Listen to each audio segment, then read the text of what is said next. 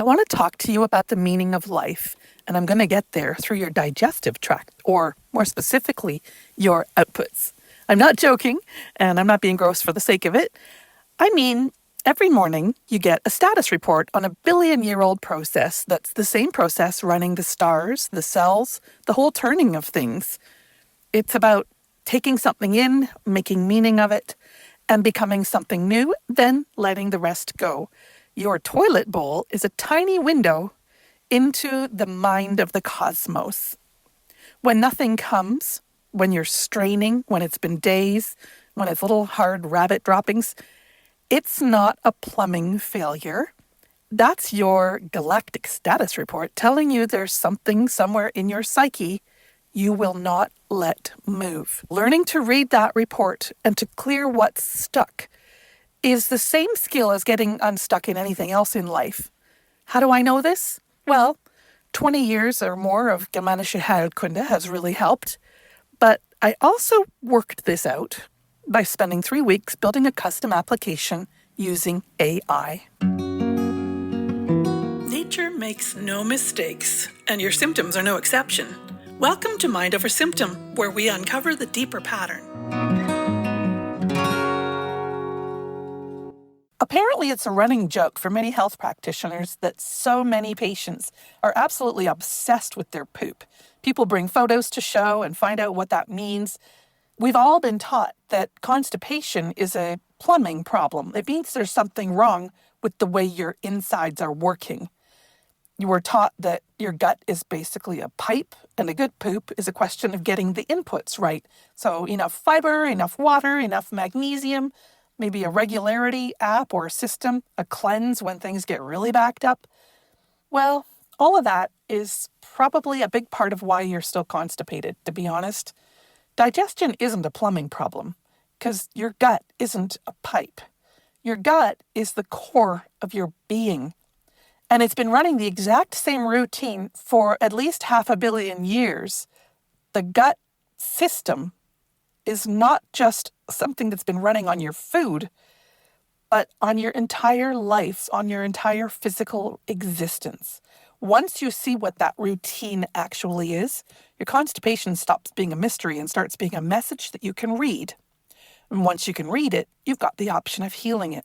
So let me show you this routine. Let me take the romance out of your digestive tract and just strip it down to the machinery. There are 4 things that you do to digest. 1, you take it in. So you sense what's arriving. Is this for me? Is this food? Is this poison? You start tasting everything at the door, and you keep doing that actually all the way through. You keep sensing whatever you take in all the way until it's done, until you've let it go. The second thing you do to digest is you move it along. Everything you consume goes through you so that you and it can change each other. And that's actually what being alive is. 3, you break it down. So maybe you pour acid and enzymes and bile onto it. Maybe you break it down mechanically. You mash it up. You turn whatever you consume into a liquid, sort of milk, with a very unique biochemical signature, which you then continue to sense and experience and move along. And the 4th thing you do in order to digest is you extract from it and you make it into yourself. You don't just use your gut to pass things through like a turnstile. You make a new version of yourself using the experiences, the morsels that you absorb. You make tissues, functions, states of being, identities, experiences, and more.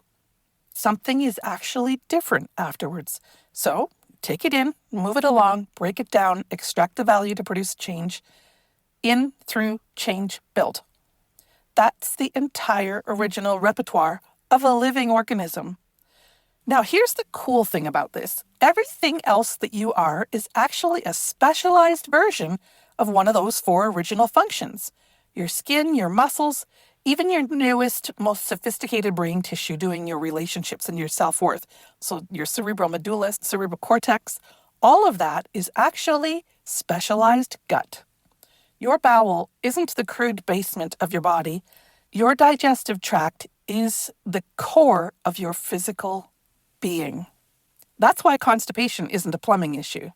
But before I get into the details of all this, I need to talk about why this is the key to your biology. If the whole job of your gut is to take in a morsel, extract its value, produce a change, and then let it move on, what is the actual point of all of this? What is the point of trillions of organisms over 1 billion years consuming, digesting, and pooping out morsels, and not only not getting bored with doing this, but evolving a whole set of specialized tissues and body functions to assist in and protect this process and make it more and more sophisticated? It's not boring at all when we understand what a morsel is. As usual, there's the literal reductionist meaning. A morsel, literally, is a real physical object, a chunk, a thing. So food is a morsel, water is a morsel, air, sound, light, even a baby is a morsel to the specialized gut tissue that we call a uterus. For example, when there's a genuinely physical problem with a physical morsel, you can't get hold of it, or it's too big, or you can't hold on to it, or it won't break down, or you can't get what you need from it, or you can't move it through you, your body runs an ordinary biological program. More acid, more peristalsis, vomiting, diarrhea. Get the thing out. And that's the body handling a real object. That's what a biological program is. Your digestive tract doesn't actually care very much which end the thing goes in and out, by the way. In our very ancient ancestral great-great-granny ancestor creature, who was pretty much nothing but a digestive tract, the morsel went in the gullet, around the ring, and back out that same gullet. And if things were blocked or backed up in one direction, the morsel just went the other direction. No problemo. In evolutionary history, as well as in our own ontogenetic history, when, for example, you were a baby morsel in your mom's uterus, that ring-formed digestive tract ruptured and opened up into a tube. The rupture occurred beside the gullet at the point you and I now know as our layerings. So now we get to the point of this episode and what makes a germanische Heilkunde approach to relieving constipation completely and radically different from either a conventional or an alternative medical model in relieving constipation. What makes all the difference is the realization that letting go of something is not the same as getting rid of it. Getting rid of something is a fight. You're expelling it. You're forcing it out. And the whole time, it still defines you. You're a victim of that thing that happened to you. And now you have to do stuff with your psyche, brain, and body to get rid of that thing that happened to you. Whether you rescue yourself or are rescued by the doctors or the integrated health professionals, you need to be rescued from that, right? But the 5 biological laws of the germanische Heilkunde show us that not only is there no real rescuer, there's also no real villain, and especially there's no real victim. When you're unproductive in the bathroom, it's not because that mean old morsel or that nasty old experience clogged up your system and needs to be gotten rid of. It's because you are making the meaning that, for one of the 4 broad reasons I described earlier, you cannot yet let this go. Letting go is what happens after the experience has been fully received, the value extracted, the change produced, and what's left simply goes. No combat, it's complete. A good sausage-shaped poop is you physically enacting that completion. Now, constipation is the opposite. Constipation is you holding an experience, holding it away from your consciousness, holding it because you haven't finished with it, so you won't let it leave. Your bowel movement, or lack thereof, is a status report from your cosmic higher consciousness on what you're still holding versus what you're ready to let go because you're done with it. This isn't a metaphor. It's the process of every moment of every lifetime back to the beginning, when all we were was little bobbing rings pulling in morsels, sending them around, and then pooping them back out again, or maybe spitting them back out. So the question becomes, why and how do we hold? That's where AI comes in. Not too long ago, I built a custom application from scratch with an AI. I used Claude.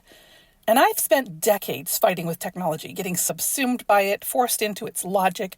Every system I touched added complexity instead of removing it. And then in just under 3 weeks, including the time I spent learning the AI from zero, I had an application that does exactly as I want, and it's super easy to add new functionality in. It's super easy to use. I want the experience. I ingest it. I move it along. I digest it. I extract what I like, and I happily let go because I'm eager for the next experience. Guess what?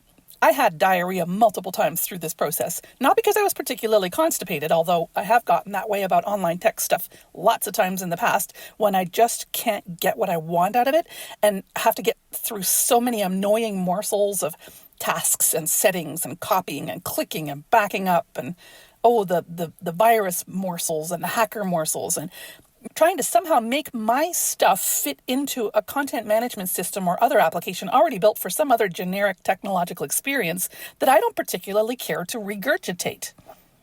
I had loose and frequent bowel movements because I was letting go of all of that. And the reason I was letting go is because I was excited and ready for the next experience.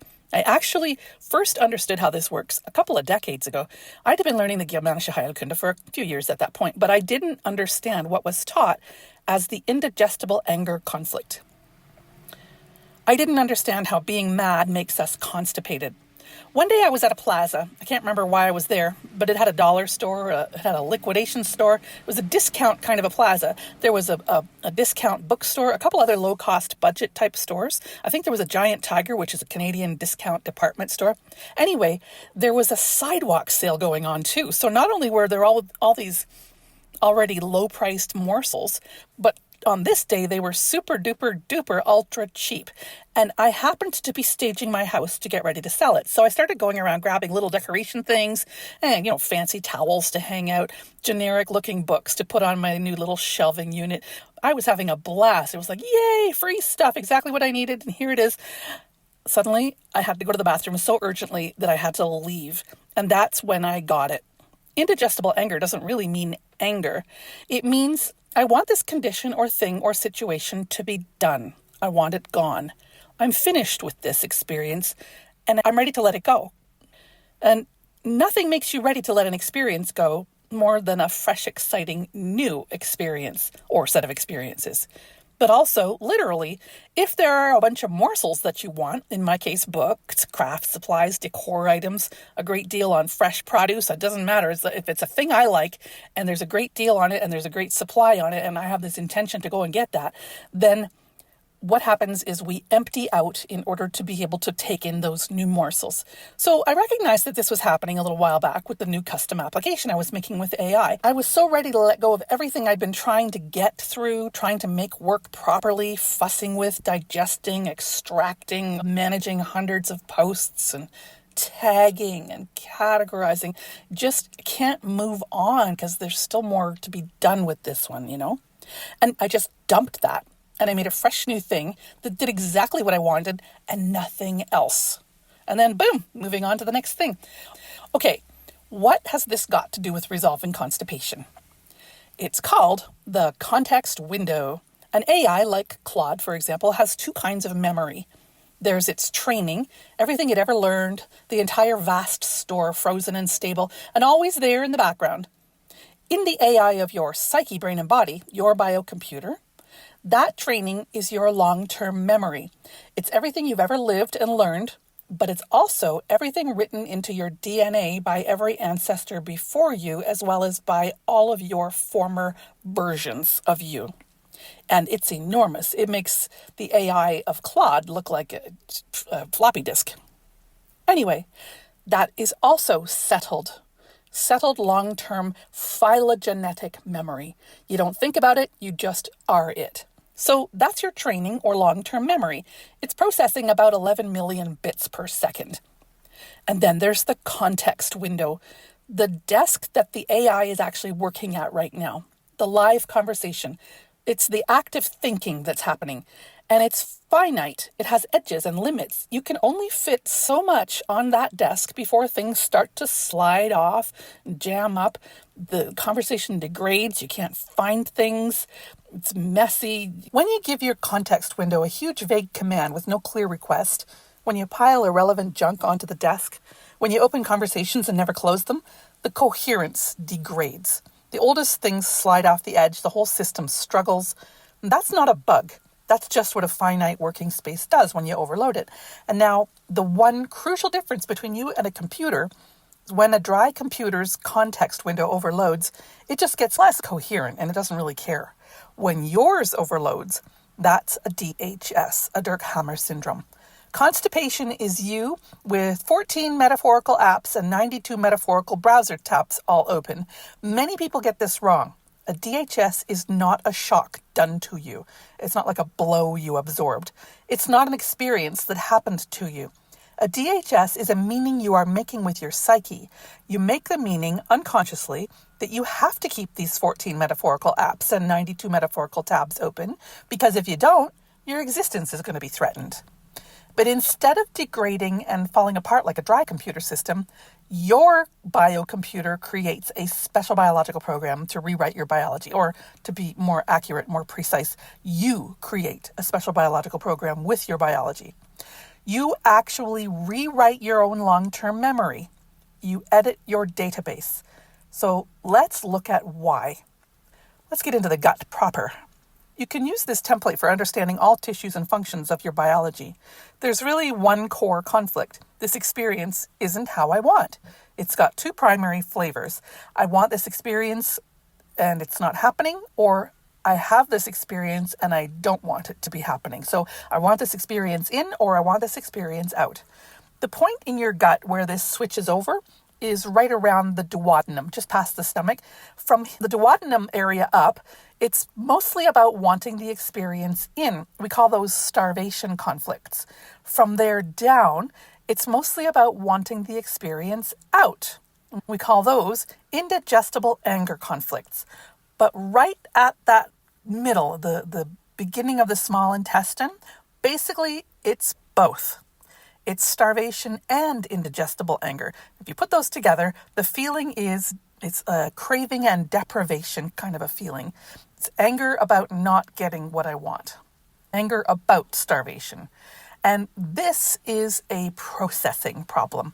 So what we get then is three nuances of our experiences and the conflicts that we have about them. We've got three broad ways of not being able to let go, aka constipation. One is starvation. I can't get the experience. I can't understand. I can't secure something I need. I'm going to be constipated until I get what I want and know that I'm getting it. This is going to involve my upper digestive tract. So my mouth area, salivary glands, my swallowing function, my stomach, my liver, pancreas, a few other upper GI tissues, plus all the specialized organs of taking in morsels. For example, the right lung, the middle right ear, the pupil of the right eye, the right side salivary glands specifically, all the organs of intake, depending on the specific type of experience we're making this meaning about. In dry computer analogy, this is like jamming your context window with a huge vague command that brings a whole bunch of unrelated stuff in at once and gives your AI way too much detail and micromanagement. The second nuance of our experience and conflict that we have about it is processing. I love cheese so much, but I just can't have it because I'm lactose intolerant. So I want it, but I'm angry because I can't have it. I'm starving and I'm angry about starving. I can't get through all this. I've got to really work this around in order to get what I need out of it. This will affect my duodenum, jejunum, most of the small intestine, gurgling, bloating, fermenting, producing acid and mucus to try to break this thing down and absorb the good stuff. It's also going to affect the motor quality. I'm going to stop moving the thing along because I have to keep working on it before I let it go further. So that's when we have things just kind of come to a halt in the digestive tract. In dry computer analogy, this is like when you ask your computer to do the same process over and over and over with slight variations because you don't like the search results, or you can't believe the outcome, or you hate the way things look, and so on. You just keep going over and over the same problem. You're micromanaging every little pixel. And that's because you don't trust that this is what it is. You're not trusting that your computer can compute. By the way, this is basically what IBS, Crohn's, and a lot of the chronic digestive illnesses are about.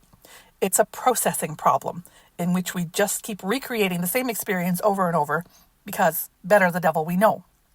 The third nuance of experience and the conflicts we make about experience is indigestible anger. I want this gone. I have to get rid of this. I hate this. This is shit. Make it go away. This will affect my large intestine, also the appendix and cecum. I've got to absorb and draw every bit of value from this stupid experience so that I can make it be gone, and that's the only way I can let go of it. In a dry computer analogy, this is like when you got 4 terabytes of data storage and it's just filled with this mishmash of everything from your whole computer life since you were 10, and you've got like a locker full of old hard drives and floppy disks, and you got banker boxes even with paper folders and stuff, and you just can't let go of all this information because for sure there's something really important and valuable in there, but you gotta sort through it all and process it. But it's this huge mountain that you have to go through to be able to do that. That's an example of indigestible anger in the dry system.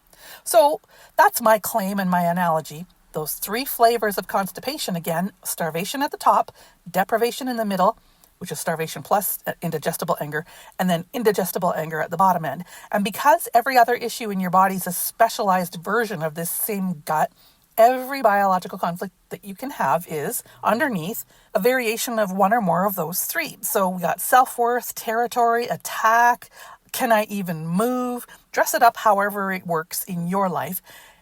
Everything leads back to starvation, deprivation, and indigestible anger. When the I can't let this go conflict is still active, whichever variant it is, when the window's still jammed open, you get the constipation. So you get the rabbit pellets or nothing, and things aren't moving because your context window is overloaded, but you don't dare close anything. But then when you do summarize, when you get your answer, when you decide that you can forgive and move on, whatever it is, and you let that context window close and conclude, when you finally can get out of that support chat call somehow, that's when you get the cleanup. So you get these loose, blobby, shredded, mucusy, weird colored, smelly poops, all different, the whole kaleidoscope and rainbow of poops, and you're farting too.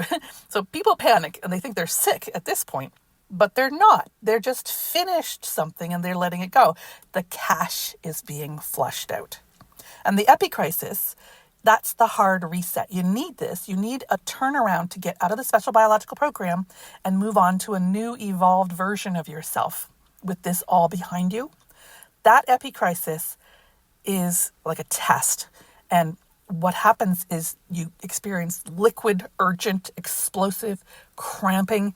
You'll feel cold maybe. It's not a great feeling, the epicrisis, but it's temporary. And as I said, it is a test. So what's going to happen is in your psyche, you're going to re-experience those I can't let go of this feelings again. The test is, have you now evolved enough that this experience isn't something you have to hold on to again? So that is an extreme simplification of the cosmic message coming into your toilet bowl inbox. How do you actually let experiences go? This is how you solve all biological conflicts and complete special biological programs, by the way. Instead of fighting with a conflict or coping with it or trying to change your perspective on it or downgrade it or any other get rid of this thing kind of an approach, sit yourself down and figure out what you actually want. The way that you keep yourself from experiencing starvation, processing, or indigestible anger issues with your context window is you decide what. And be concise about this. You decide what you really want to be walking away from. And then you bring only what's relevant. I had an experience of this. It was around the same time, not long after that plaza with the discount sidewalk sale experience. I did sell the house and I put my belongings in storage temporarily while I did some traveling. And shortly after I put my things in storage, I had a dream that the storage unit burnt down. And I was so sad because my photographs were gone. But that was it. I couldn't care less about the rest of it. In fact, I felt relief that I didn't have to deal with that anymore. That's an example of getting that one thing you want out of it and realizing and becoming conscious, you know what? I can let go of everything if I get this. That's the resolution, and it happens in your conscious mind. That's how you keep your context window from experiencing starvation, processing, or indigestible anger issues. You decide what precisely you want out of this, and then zone in your attention on what is relevant and what could be let go of if you could somehow just get the relevant part. Is digesting every last aspect of this and making sure that I'm paid back for every tiny thing I'm owed really going to get me what I actually desire out of this experience? No, it's not. It's just a pain. Because the trickiest thing of all, but the simplest, but still difficult, and the key to resolving any kind of constipation in your life, literal or metaphorical, whether it's one of the 3 broad gut programs or whether it's one of the other, approximately 500 special biological programs, the key to resolving is that the moment you've got the outcome you've wanted, even if you've only got it 80%, to be honest, then you summarize, tidy up, close out, and go on to something else. Let it go. Let yesterday be over and let today begin. How do you do that? You put your attention on the next experience you want. That's what we do in the Quintessence Tribe 3 calls per month, but when I started doing it with Claude not too long ago, I just unloaded so much because I automated a mountain of future work that used to make me constipated with resentment. I was left with a clear mind, and I enjoy that immensely because a clear mind isn't just a psychological perk, it's physical. When your psyche isn't a clogged rat's nest of unfinished business, your body stops holding on too. Thanks for being here. I wish you a good number 2. This has been Mind Over Symptom with Lishui Springford, where symptoms are not the enemy and you are your own authority. For more, visit mindtreehealth.co.